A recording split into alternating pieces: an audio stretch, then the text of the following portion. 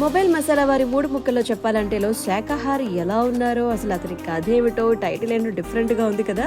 ఆ డీటెయిల్స్ ఏంటో తెలుసుకుందాం. ముందుగా మొదటి మాట కథలోకి వెళ్ళిపోతే, సుబ్బన్న 50 ఏళ్ల బ్రహ్మచారి. వెజిటేరియన్ హోటల్ నడుపుతూ ఉంటారు. వంట వరటం, పాత్రలు శుభ్రం చేయటం, కస్టమర్స్ అడిగినటువంటి పదార్థాలన్నీ అందించడం, అదే ప్రతిరోజు తను చేసుకునేటువంటి పని. దాంతో హ్యాపీగా ఉంటాడు.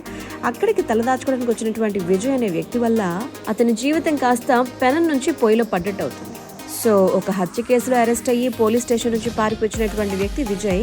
కాల్లో పోలీస్ తూట కూడా ఉంటుంది. ఇక తన గతం గురించి కరిగిపోయి అతన్ని ఎలాగైనా కాపాడుకోవాలి అనుకుంటాడు. కోరుకున్నాక అక్కడి నుంచి వెళ్ళిపోమని చెప్తాడు. ఆలోపే అనారోగ్యం కారణంగా తెల్లవారుజామున ఆ విజయ్ కాస్త చచ్చిపోతాడు. ఎస్ఐ మల్లికార్జున్ కూడా వెతుకుతూ ఉంటాడు. మరి విజయ్ శవాన్ని సుబ్బన్న ఏం చేశాడు, విజయ్ నిర్దోషాన్ని తేలిన తర్వాత ఎస్ఐ మల్లికార్జున్ సిచ్యువేషన్ ఏంటి, విజయ్ని ఎందుకు పోలీసులు అరెస్ట్ చేయాల్సి వచ్చింది, విజయ్ జీవితంలో సుబ్బన్న తమ్ముడి పాత్ర ఏం, అండ్ ఇతర లైఫ్ లో ఉన్న సుభద్ర ఎవరు, ఈ డీటెయిల్స్ అని తెలియాలంటే ఈ మూవీ చూసేయాల్సిందే. నెంబర్ 2, ఇది ఒక మర్డర్ మిస్టరీ మూవీ. ఆశ్రయం కోసం వచ్చినటువంటి వ్యక్తికి మంచి చేయాలి అనుకుని తనే సమస్యలు ఇరుక్కున్నటువంటి వ్యక్తి కథ అని చెప్పాలి. ఆ తర్వాత వాటి నుంచి ఎలా బయటపడ్డాడో తెలుసుకోవాలంటే మూవీ చూసేయాలి. సో ఫైనల్లీ చెప్పాలంటే కథ, క్లైమాక్స్, ట్విస్ట్, రంగాయణ రఘు నటన అండ్ స్టార్టింగ్ సీన్స్ అన్ని పక్కన పెట్టేస్తే గనక కాస్త ఎంగేజింగ్ గానే ఉంటుంది, ఉత్కంఠత రేకెత్తించేలానే ఉంటుంది.